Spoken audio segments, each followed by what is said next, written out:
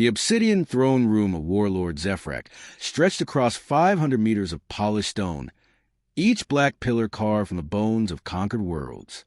Holographic displays flickered around the massive chamber, showing star maps of his expanding empire. The air hummed with the power of 1,000 enslaved civilizations, their tribute flowing endlessly into his coffers. Magnificent, isn't it? Zephrak's voice boomed across the hall, each word dripping with satisfaction. The towering alien lord stood 12 feet tall, his chitinous exoskeleton gleaming purple-black in the artificial light, for arms spread wide as he gazed upon his domain. 700 systems bow before my might. 700 worlds tremble at the mention of my name. His lieutenant, a spider-like creature called Vex, scuttled forward on 8 legs. My lord, the tribute ships have arrived from the outer rim. The Centaurian crystal mines have exceeded their quotas by 30%. Of course they have. Zephrak's mandibles clicked together in what passed for a smile among his species. Fear is the greatest motivator in the galaxy. When civilizations know that defiance means extinction, they become remarkably productive. The massive doors at the far end of the throne room hissed open. A procession of guards entered, their energy rifles trained on a small figure walking between them. The prisoner wore simple gray coveralls, hands bound behind her back, but she walked with the casual confidence of someone taking a pleasant stroll through a park. Zephrak's compound eyes focused on the approaching figure. Human, female, young, barely 5.5 feet tall, with auburn hair pulled back in a messy ponytail, and green eyes that seemed to find something amusing about the situation. Ah, the famous terrorist arrives at last. Zephrak descended the steps from his throne, each footfall echoing like thunder. Luna Kane, the little insect who thinks she can sting a god. Luna looked up at him with a grin that would have made a shark nervous. Oh, wow. You're even uglier in person than the wanted posters. That's quite an achievement, Zephy. Can I call you Zephy? We're about to become very well acquainted. The guards tensed, energy rifles humming to life. Vex hissed in outrage. How dare you speak to Lord Zephrak with such insolence? You are in the presence of the conqueror of worlds, the destroyer of systems. Right. Luna nodded sagely. All very impressive titles. I'm particularly fond of destroyer of systems. Very creative. Did you come up with that yourself, or did you hire a marketing team? Zephrak's laugh was like grinding metal. Your sarcasm will not save you, little human. Do you know what happens to those who oppose me? I will show you the fate of your pathetic resistance movement. With a gesture, he activated a holographic display. Images flickered to life, showing burning cities, shattered fleets, and entire planets reduced to glowing debris fields. The colony on Kepler 442 bethought they could hide rebels from me. I turned their entire world into an asteroid field.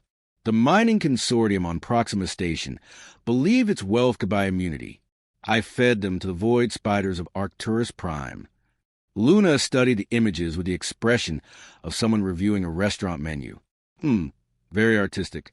The lighting in that explosion sequence is particularly dramatic. You should submit this to the Galactic Film Festival. I think you'd win in the most gratuitously evil overlord category. Mock me all you wish. Zephrak's voice dropped to a menacing whisper that somehow filled the entire chamber. Your world, Earth, will soon join this collection. Your species will learn the price of harboring terrorists. Ah, see! That's where you made a tiny miscalculation, Zephy. Luna's smile widened. You've been studying humans for, what, maybe 6 months? Skimming through our databases, watching our entertainment broadcasts, and monitoring our communications.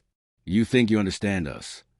She took a step forward, and despite her restraints, despite being surrounded by guards, despite facing a being who could crush her with one hand, every alien in the room suddenly felt the temperature drop a few degrees.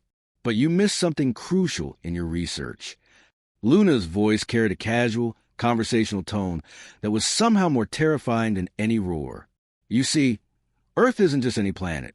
It's what we like to call a death world. Everything there is trying to kill everything else, all the time. We humans, we're the species that looked at that environment and said, this seems like a nice place to build a civilization.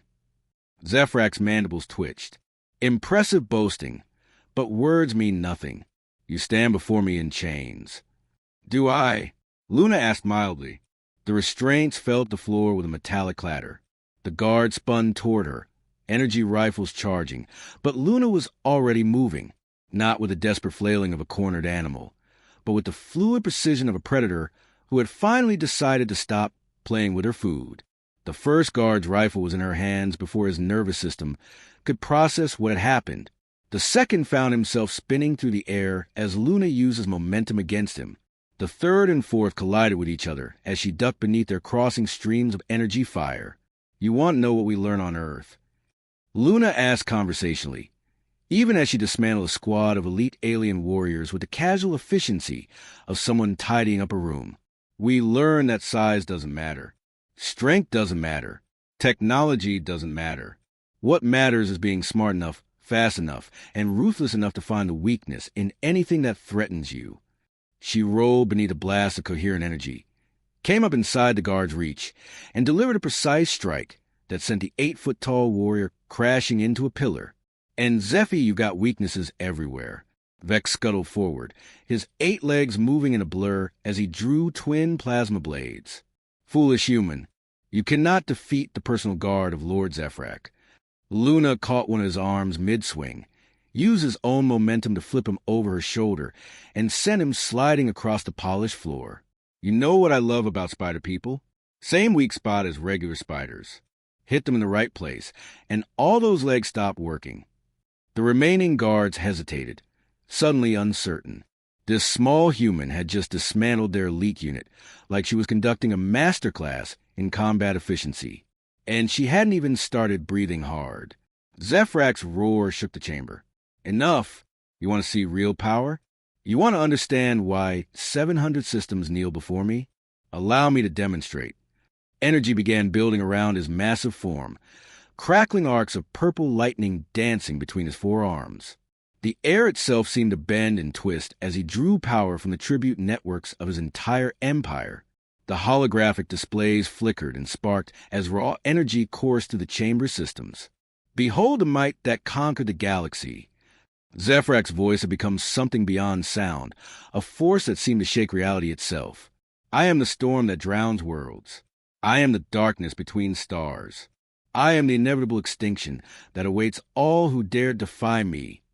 Luna watched this display with the expression of someone waiting for a particularly long elevator. Wow, that's quite a light show, Zephy. Very loud, very flashy, very compensating for something, maybe? The energy reached its crescendo, turning the air around Zephrak into a swirling maelstrom of destructive force. Die knowing that your defiance has doomed your entire species. He unleashed everything. The combined power of 700 conquered worlds, focused into a beam of annihilation that could vaporize a battleship, screamed toward the small human standing calmly in the center of his throne room. Luna sidestepped. The beam of ultimate destruction passed harmlessly by her left shoulder and carved a perfectly straight tunnel through 30 feet of reinforced wall, for support pillars, and what sounded like several levels of the space station beyond. Oops. Luna's voice carried just enough sympathy to be insulting. That looked expensive. Zephrak stared at the smoking hole where his ultimate attack had missed its target. Impossible. No one can move that fast. Oh, that wasn't speed. Luna began walking toward him with the unhurried pace of someone who had all the time in the world. That was just paying attention. You telegraphed that blast like you were sending a formal invitation. Took you almost 8 seconds to charge it up. On Earth, that's long enough to make a sandwich. She continued her approach, and with each step, Zephrak found himself taking a step backward. See, here's what you don't understand about Deathworlds. Everything there is fast. Everything there is smart. Everything there will kill you if you give it half a chance. So we learn to watch. We learn to listen. We learn to read the signs that mean something's about to try to eat us. Zephrak's back struck his throne. Somehow, the small human had backed a 12-foot alien warlord across his own throne room. You dare approach the Lord of 700 systems? 700 systems that you rule through fear. Luna's voice had lost all trace of humor. 700 systems full of people who bow down because they think you're unstoppable, because they think size equals strength, because they've never met anyone from a world where the flowers are carnivorous and the rain is sometimes acid. She was close enough now that Zephrak could see the predator's calculation in her green eyes. You made one mistake, Zephy. Just one. But on a Deathworld, one mistake is all it takes. What mistake? The words came out as barely a whisper. Luna's smile returned, but this time it carried no warmth at all. You threatened Earth.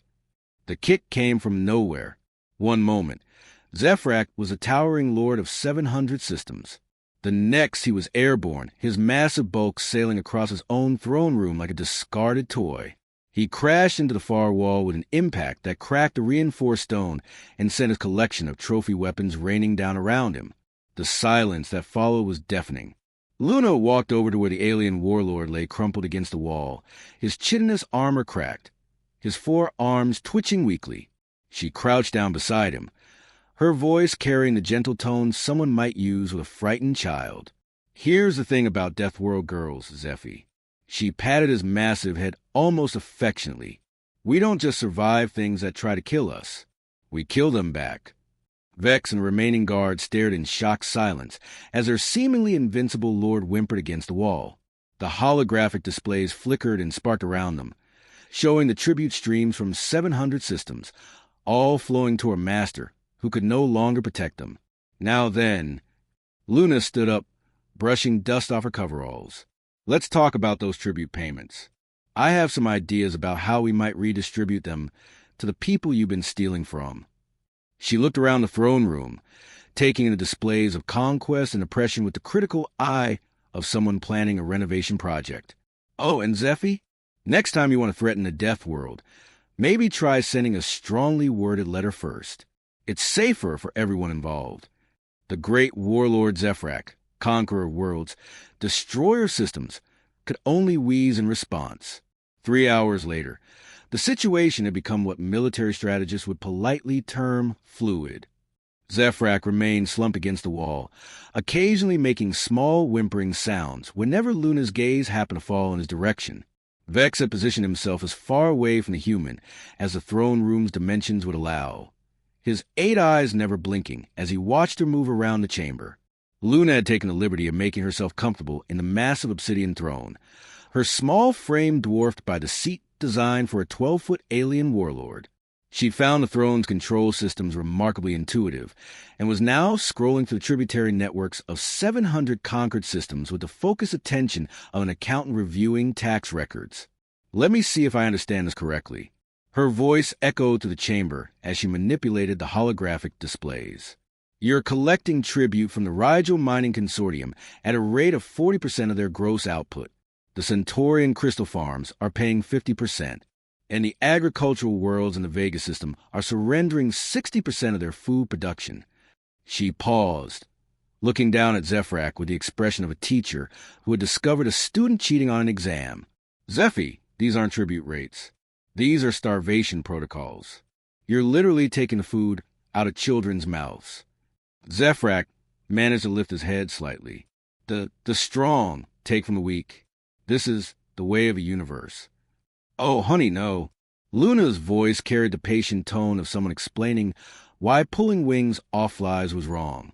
See, that's the philosophy of someone who's never been on the wrong end of the food chain. On Earth, we have a different saying. Every dog has its day, meaning even the smallest, weakest creature will eventually get its chance to bite back. She manipulated the controls, and the displays shifted to show shipping manifests and fleet deployments. And look at this. You've got 40% of your military forces dedicated to tribute collection. Another 30% are stationed on conquered worlds to suppress rebellions. That leaves you with what? Maybe 30% for actual defense. Vex scuttled forward cautiously. My lady, honored human, were you planning? Luna looked up from the displays with surprise. Planning? Oh, I'm not planning anything, Vexy. I'm implementing. There's a difference. Her fingers danced over the controls with increasing speed. System after system flashed across the holographic displays as she accessed communication networks. shipping schedules, military deployment patterns, and financial records. You know what I love about galactic empires, Zephy? They're incredibly efficient. Everything's connected. Everything's automated. Everything runs on the assumption that the person sitting in this chair has legitimate authority. She paused dramatically, grinning down at the fallen warlord.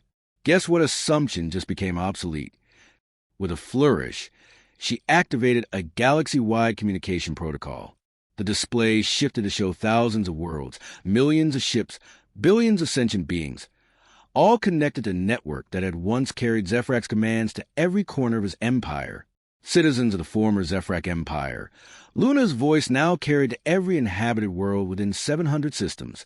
This is Luna Kane, representing the Free Worlds Coalition. As of today, your tribute obligations are hereby suspended indefinitely. The reaction was immediate. Communication channels lit up like a festival of lights as world after world began responding, some with confusion, some with disbelief, many with a hope they had almost forgotten how to feel. Furthermore, Luna continued, her voice growing stronger, all military forces currently engaged in tribute collection operations are ordered to stand down and return to their home systems. Any attempt to continue extraction operations will be met with immediate intervention by coalition forces. Zephrak struggled to sit up, his voice a rasping whisper. You cannot. The fleet will never accept orders from a human. Luna looked down at him with genuine pity. Oh, Zephy, you really don't understand, do you? Your fleet doesn't follow you because they believe in your cause. They follow you because you pay them. And guess who just gained control of your entire financial network? She gestured to the displays, which now showed bank accounts, payment schedules, and pension funds scattered across the empire. Attention, all military personnel of the former Zephrak Empire. Your back pay has been calculated and will be distributed within the next 24 hours. Additionally, any personnel who assist in the transition to free governance will receive a substantial bonus and priority placement in the new Coalition Defense Force. The communication channels erupted. Ship after ship, fleet after fleet, began broadcasting messages of surrender, defection, or outright celebration. The great military machine that had held 700 systems in terror was dissolving in real time as soldiers realized they could get paid better for fighting for freedom than for oppression. Impossible, Vex whispered, his 8 eyes tracking the cascade of defections across the displays. The Empire has stood for 3 centuries. It cannot simply dissolve. Sure it can, Luna replied cheerfully. Empires are like bullies. They look really scary until someone stands up to them. Then everyone realizes the Emperor has no clothes, the bully has no friends, and the whole thing falls apart faster than a house of cards in a hurricane. She activated another system, and the displays shifted to show resource distribution networks. Now, let's talk about reparations. The Rigel Mining Consortium has been operating at 40% efficiency for the past 50 years because of tribute extraction. I think it's time they got their equipment back. With a few keystrokes, she redirected shipping manifests. Mining equipment that had been flowing to Zephrak's personal holdings was now returning to the systems it had been stolen from. Food shipments that would have filled the Warlord storehouses were redirected to colonies that had been on the edge of starvation. The Centaurian crystal farms are going to need agricultural support to transition away from monoculture production. More keystrokes, more redirected resources. The Vega agricultural worlds have surplus grain that can help them through the transition period. She was orchestrating the dissolution of a galactic empire with the casual efficiency of someone organizing a dinner party. 300 years of oppression were being unraveled in real time, and she was making it look easy. Zephrak finally managed to struggle to his feet, leaning heavily against the wall. You think you have won? The Empire has enemies. Without my protection, these worlds will be conquered by others. The Andromedans, the Void Hunters, the Machine Collective. They will sweep across these systems like fire. Luna paused in her work, considering this. You know what, Zephy? You raise a valid point. These worlds will need protection. She activated the military command network, and the displays showed the positions of thousands of ships, millions of soldiers, entire battle fleets spread across the galaxy. Attention! all former Imperial military personnel. The Coalition Defense Force is hereby established with the following mandate: protect free worlds from external threats, assist in humanitarian operations, and ensure that no single entity ever again hold the power to oppress 700 systems. The response was overwhelming. Commanders who had spent their careers enforcing tribute collection were suddenly being offered the chance to actually protect people. Soldiers who had grown tired of being the galaxy's bullies were being invited to become its guardians. And just to make sure everyone understands the new rules, Luna continued, her voice carrying to every corner of the former Empire, let me be very clear about something. Earth has been watching this Empire for quite some time. We've been very patient. We've been very polite. We've been trying to resolve the situation through diplomatic channels. Her voice hardened. Those channels have now been exhausted. Any attempt to resume oppression of these worlds by any force will result in Earth taking a more direct interest in galactic affairs. And trust me when I say this, you do not want Earth to take a direct interest in your activities. The communication networks fell silent. Even the most aggressive species in the galaxy had heard stories about the humans from the Deathworld called Earth. None of them were eager to test those stories. Vex scuttled closer, his voice barely a whisper. What are you? Luna looked up from the controls, genuinely surprised by the question. Me? I'm nobody special, Vexy.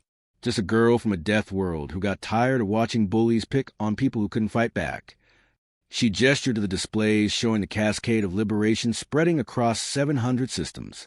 This isn't about me being extraordinary. This is about what happens when ordinary people decide they've had enough. And on a death world, ordinary people includes individuals who can kick a 12-foot alien warlord across a room without breaking a sweat. Zephrak slumped back against the wall, finally understanding. You're all like this? All humans. Oh, no. Luna laughed, the sound carrying genuine amusement. Most humans are much nicer than I am. They would have tried negotiating with you first. They would have offered you a chance to surrender peacefully. They would have allowed you to reform your empire rather than dissolve it. She stood up from the throne, stretching casually. I, on the other hand, have very little patience for people who threaten my planet. It makes me cranky. And when Death World girls get cranky, well... She gestured to the chaos of liberation spreading across the displays. Things tend to happen quickly. The massive doors of the throne room hissed open, and a squad of humans in coalition uniforms entered. They moved with the same predatory grace as Luna, their eyes constantly scanning for threats, their bodies carrying the casual lethality that came from growing up on a world where everything was trying to kill them. Status report? Asked the squad leader, a woman with graying hair and scars that suggested extensive combat experience. Mission accomplished, Commander Rodriguez. Luna replied. The Zephrak Empire has been dissolved. Tributary obligations have been suspended, and the Coalition Defense Force has been established. Oh, and I found the person responsible for threatening Earth. Commander Rodriguez looked down at the crumpled form of Zephrak, then back at Luna. Any casualties on our side? Just some scuffed knuckles from that kick. Nothing serious. And enemy casualties? Luna considered this seriously. Well, Zephy's dignity didn't survive the encounter. His empire is completely defunct. And I think Vexy over there might need therapy. But everyone's still breathing. Commander Rodriguez nodded approvingly. Excellent work. The Council will be pleased. Diplomatic resolution with minimal violence. Maximum humanitarian impact. She turned to address Zephrak directly. Former Warlord Zephrak, you are hereby remanded to the custody of the Coalition Justice Department for trial on charges of genocide, slavery, and crimes against sentient beings. You have the right to legal representation, the right to appeal, and the right to be treated with dignity during your incarceration. Zephrak looked up at her with confusion. You are not going to execute me?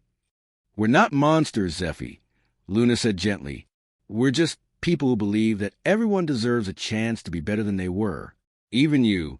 As the Coalition forces escorted the former Warlord away, Vex remained in the throne room, staring at the displays showing the liberation of 700 systems. I do not understand. You could have taken his empire for yourselves. You could have ruled in his place. Luna was gathering her things, preparing to leave. She paused at a question, considering how to explain something that seemed so obvious to her. Vexy, on a Deathworld, we learned very early that survival isn't about being the strongest predator. It's about building communities where everyone can thrive. It's about making sure that the pack survives, not just the individual. She walked over to the massive view screen that showed the galaxy, its 700 systems now free for the first time in centuries. Besides, ruling an empire sounds like a lot of paperwork, and I have a date with a beach on Earth that I've been postponing for way too long. As she headed toward the door, Vex called after her. What should I do now? My entire existence was built around serving the Empire. Luna stopped and turned back, her smile warm and genuine. Vexy, you've got 8 legs, compound eyes, and experience managing complex logistics across galactic distances. The Coalition Defense Force could use someone with your skills. And this time, you'd be working to protect people instead of oppressing them. She paused at the threshold. Oh, and Vexy, next time someone threatens a Deathworld, maybe suggest they try talking first. It's safer for everyone involved. The door hissed shut behind her, leaving Vex alone in the former throne room of a fallen empire. Around him, the displays continued showing a cascade of freedom spreading across 700 systems, as ordinary people everywhere realized they no longer had to be afraid. In the end, it had taken just one human girl, one perfectly placed kick, and the simple truth that bullies only stay strong until someone stands up to them. The galaxy would never be the same. Subscribe to my channel for more sci-fi stories.